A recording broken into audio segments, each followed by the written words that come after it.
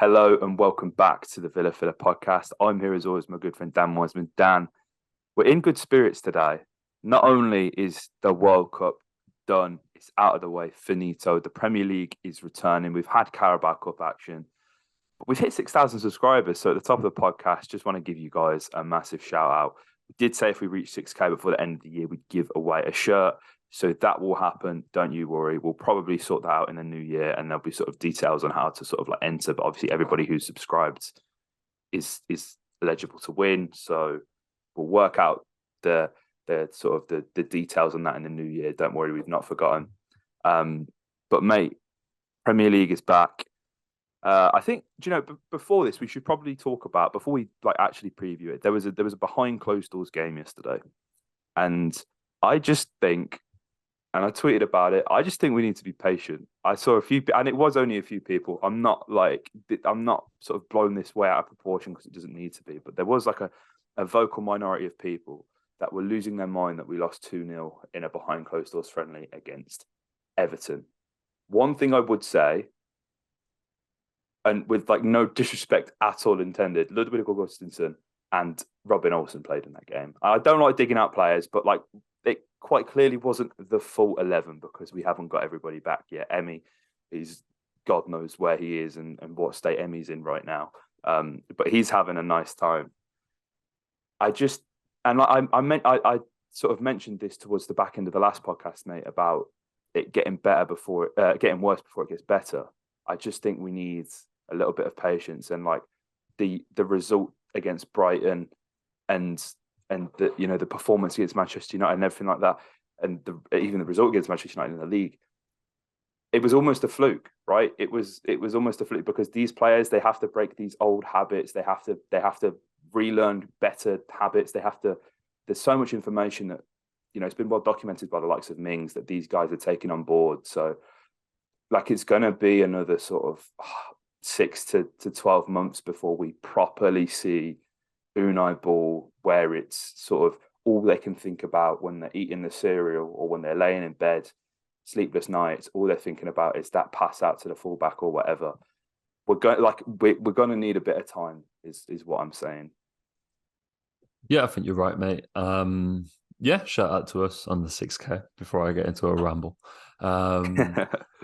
It's I can understand why people are a little bit, I don't know what the right word is, but maybe concerned by these results in our sort of mini pre-season because it's that classic cliche in football. I don't even know if it's a cliche really, but the results are irrelevant in friendlies. Yeah. And that's only the case if you win.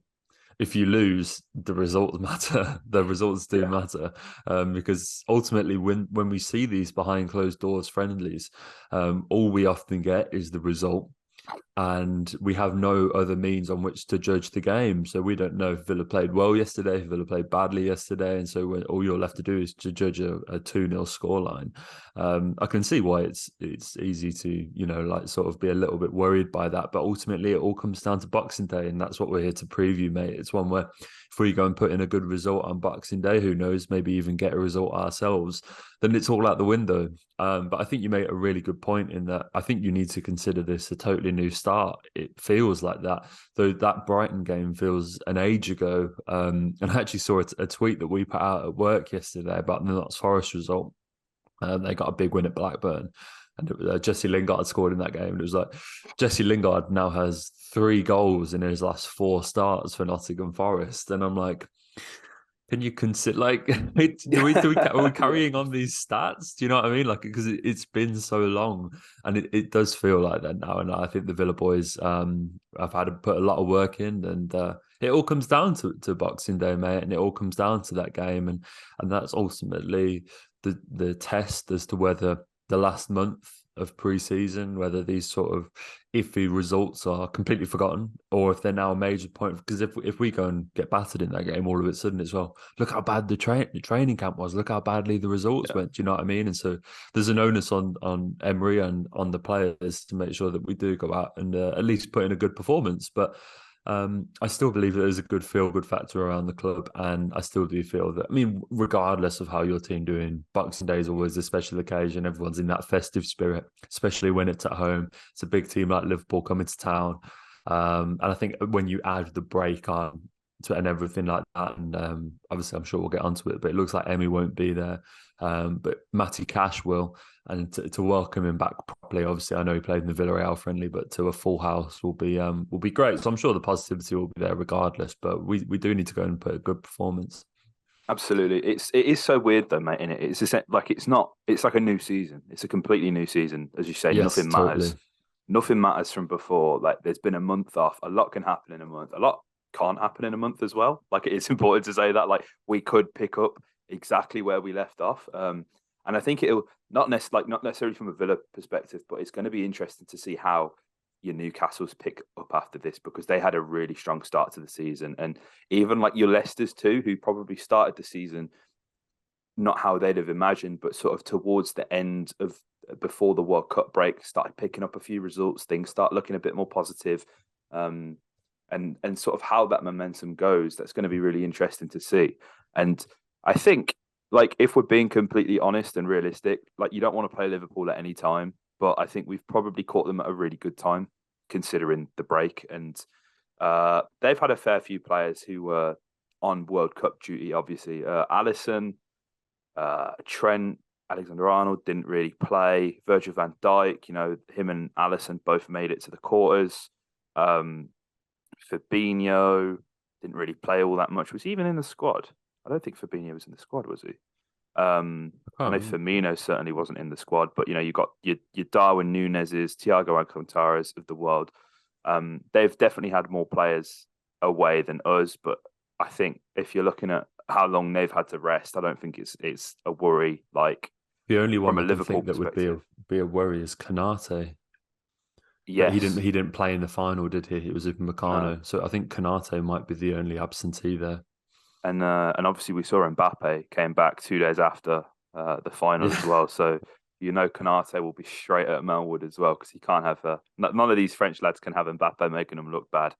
But yeah, I mean, like it's virtually going to be a full strength side, and I think, to be honest, like the ones that I don't have very high expectations from any of our players, apart from probably Matty Cash and Leander Dendoncker. We're talking about players who are actually going to be like sort of readily available. We obviously don't know what the strength is with Emmy, but I wouldn't blame him if he had the time off. I can't begrudge him that whatsoever. He's played 2 games in 48 hours for us before with Argentina and Villa.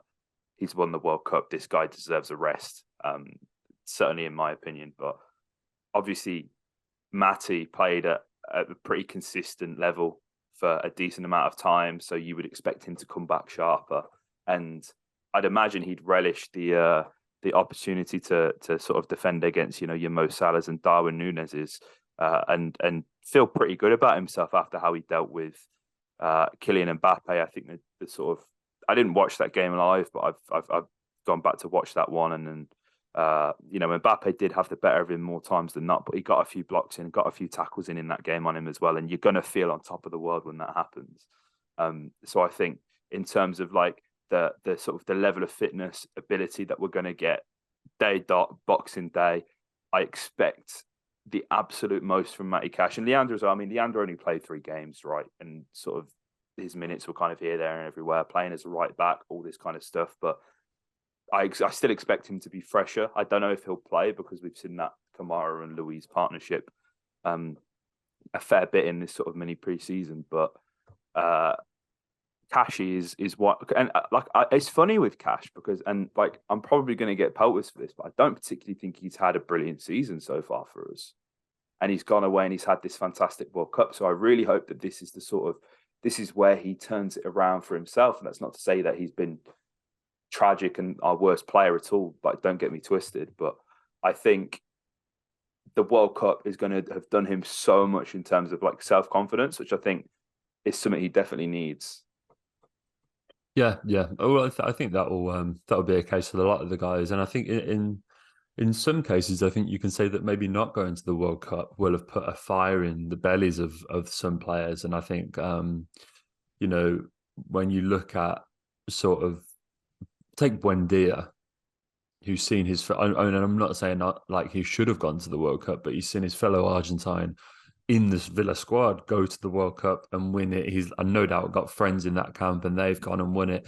And he's been made to sit at home watching on the TV, knowing that, he's been called up to squads in the past and everything like that. And that, not saying that he feels he should have been included this time, but next time he'll want to be at that World Cup, because you look at, it's supposedly maybe like Messi's last World Cup, Papu Gomez won't be, like there's spots that will open up next time around, and you bet your bottom dollar at a World Cup in the Americas, everyone there will want to be there. And so this is crunch time for him.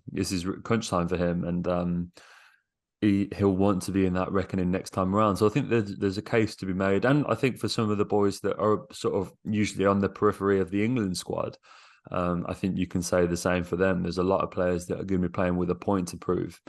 It'd be interesting to see how those guys do come back. I think with seeing two squads that both will have wanted that break to have come and one that won't, I think we probably would like to have kept on playing, considering, that big result at Brighton. It felt like we could have maybe used a big home game a few days after that one to carry on that momentum, whereas Liverpool, I think they really will have welcomed the chance to reset, get back in that video room, sit down, watch the tape, get out on the grass and completely restart. So I think it's going to be really interesting how those two conflicting sides, and as you say, mate, it's so difficult to preview this game because it does feel so far detached from what we saw previously.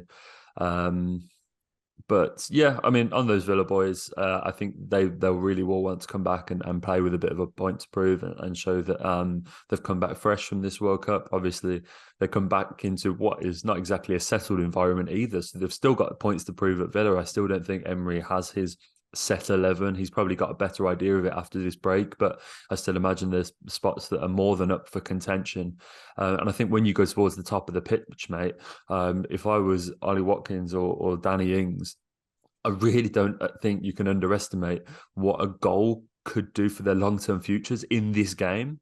Because if they score on Boxing Day and then maybe around New Year's Eve going into a January window where we're desperately looking for a new striker, all of a sudden it's like, oh, maybe we should give him that extra 6 months. Do you know what I mean? And it's like, oh, maybe it's not as much of an issue as we thought. Whereas if we go and they both blank, if they get whoever gets the run in these next two games, then it's suddenly a must-buy position. But if Ollie Watkins, and we know he's got a good record against the top side, if Ollie Watkins comes out on Boxing Day and scores 2 goals against Liverpool, suddenly it's not as much of a priority. So all across the pitch, there's a lot of reasons to play well in this game on personal levels.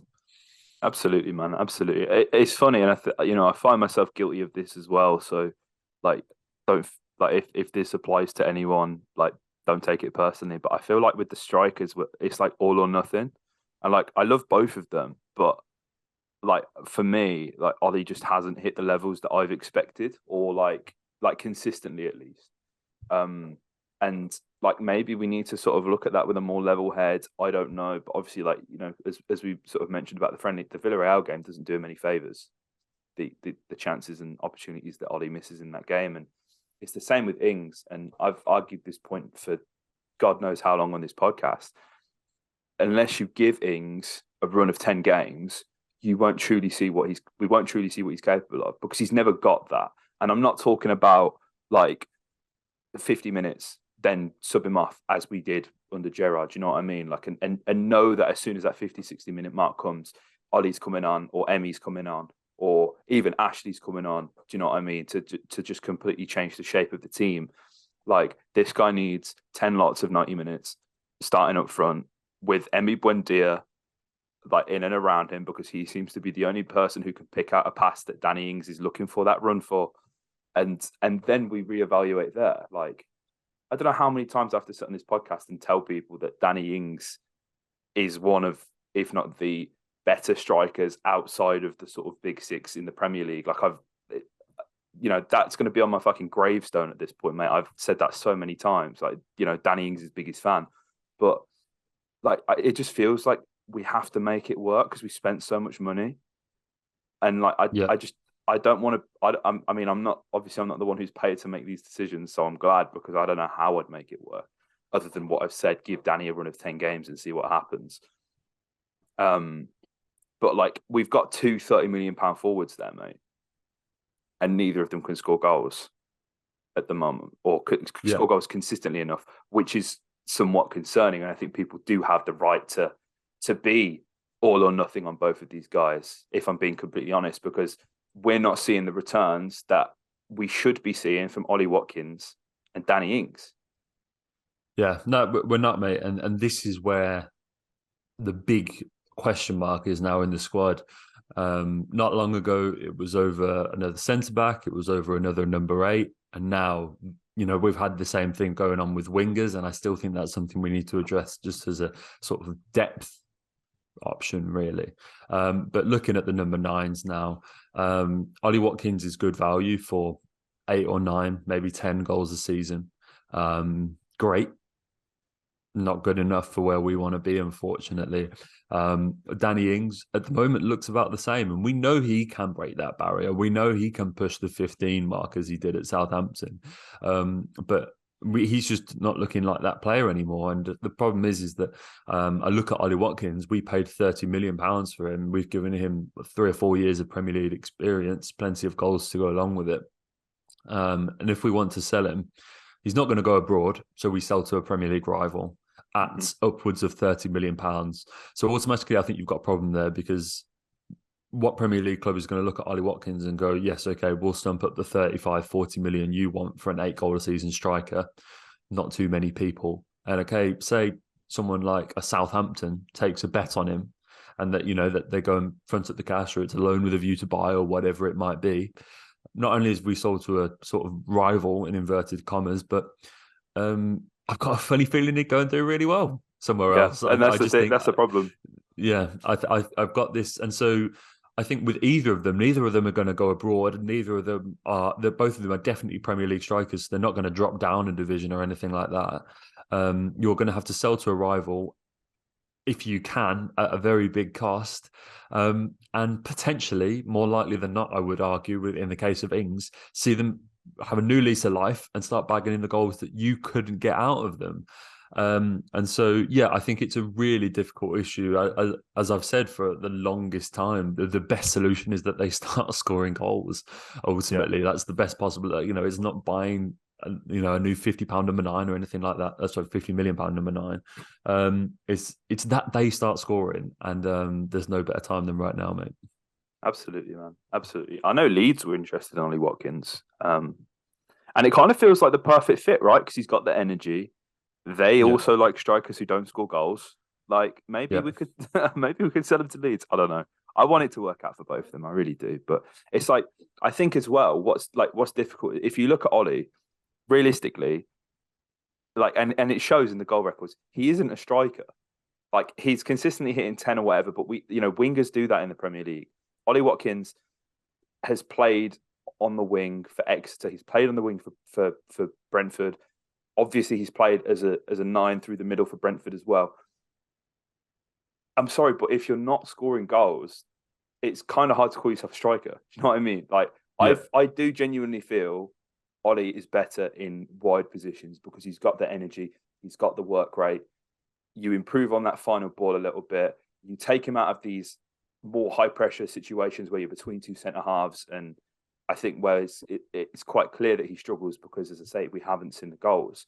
But then, like, on your point on recruitment, mate, like, you take someone like Arnab Danjuma, right, who is a winger who can also play as a 9. Like, do we do that again? Because that almost seems pointless, because we have Ollie, who's a winger who can play as a 9. Do you know what I mean? Like, yes, totally. Do you go and get the 9 and a winger, or do you get one who can hopefully cover 2 positions? Because, like, realistically, and I'm sure we'll talk about this in a week, like, Tammy has been banded about everywhere. Like, it's Tammy. It's always going to happen with the former link, and with, he's not had a fantastic season at Roma, so people will be like, oh, he wants to come home and all this kind of stuff. Like, if you go and get Tammy, you still have to go and get another winger. But if you go and get Danjuma, 6 months, 12 months down the line, you may still need to get a 9. and Yeah, another. Do you know what I mean? It's like it's it's really the difficult. impossible task, isn't it? Yeah, and there's not an abundance of number nines out there that you can point to and go, oh yeah, he's a 20 goal a season striker. Like They don't outside of exist. the outside of the elite level, you're really sort of. I mean, look at Wolves. How much Wolves have been struggling for season. The contacts they have. The best that they've managed to pull out of the bag, it looks like, is Mateus Cunha, and he might go and do really well. But we spoke, I did a short on him when he was linked to the Villa, and his lack of goals is a real concern. And for Wolves to be like, this is the best that we can get to address this issue, is a striker who has exactly the same issue as the ones they already have, says a lot. It says a lot, Yeah, because this, with all the contacts they have, all the clubs that they've bought from, and everything like that. That's who they've turned to address this issue, and that's that's the market that we're shopping in. And Tammy, not only is he going to cost the bomb, I think he's bordering on that elite level striker. And for me, I just don't. I don't think he'd want to give up just yet. But there's a separate episode in that for sure, mate. absolutely, absolutely. And just finally, like to get back to the preview because we've gone on a bit of a tangent there. For me, mate, this game absolutely won or lost in the midfield. Now, looking at Liverpool this season, the midfield has been quite tragic, if we're being completely honest. There's been so many different combinations. We've seen the likes of Elliot, we've seen the likes of Curtis Jones.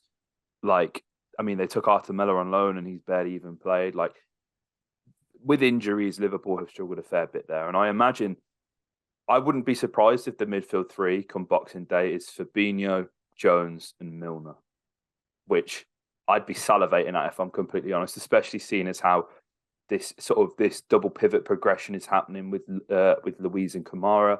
I think that's going to be a really important area of the pitch, and I hope that this sort of pre-season has allowed them to build that rapport, build that chemistry, and hopefully we will see some absolutely sexy football from these two in the midfield, mate. Yeah, for sure, mate. I think, you mentioned at the start that need to start quickly, get on top of that midfield, dominate the game early doors. Liverpool have struggled a lot with conceding early goals this season. They've conceded 4 in the first 15 minutes of Premier League games this season. Only Bournemouth United have conceded more than that. That comes courtesy of our good friend Aston Stato. And so, yeah, that need to get on top of that midfield. If it is a weakened three that they go with, is really a point, like really important. Because how many times have we played Liverpool and we've seen that the more that you can't keep them out for 90 minutes, you just can't. The more that you give them the ball, the more that you give opportunities. Especially if we do have an Olsen in goal or anything like that, they will be scoring in this game, you imagine. And so the need to get on top and make sure we get that early goal, make sure we give ourselves that safety buffer to go and get a result later on in the game, perhaps, is really important. And as you say, if it is a second string midfield three that they go with after such an extended break, there's an opportunity there. And yeah, I don't think you can stress enough just how important a quick start is in this one.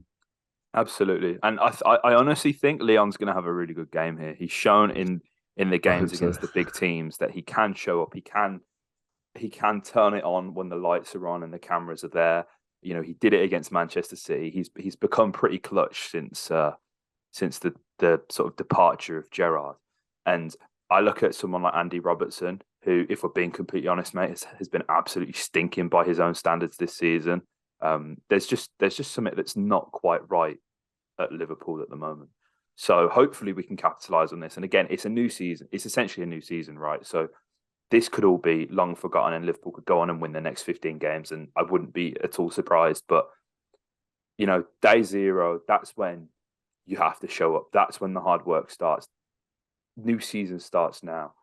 Let's just get at these guys, man. That's what we need to do. I'm absolutely buzzing, mate. 5:30 on Boxing Day. You couldn't ask for a better setting to cause an upset and give us a nice little belated Christmas present. So hopefully you guys enjoyed this episode. I just want to give you guys all a massive shout out as well. All the new subscribers, really appreciate it. Just to reiterate again, shirt giveaway will happen in the new year. Don't you worry, Dan and I will sort that out. And yeah, if you're not following us on TikTok and Instagram, make sure you do so. TikTok is at Heart of the Holte. Instagram is at VillaFillaPod. All the shorts will be going up there. The shorts have been doing mad numbers as well. So shout out to you guys for showing up. Shout out to the RGs who are watching this. We love Emmy. We love you guys supporting the channel. All of the all of the Argentina shorts that we've uploaded have done amazingly. So thank you. Keep subscribing. We've hit our goal for the end of the year. We're absolutely buzzing. But it'd be nice to finish next year on 10K, and I'm sure we can do that. So like, comment, subscribe, and Villa.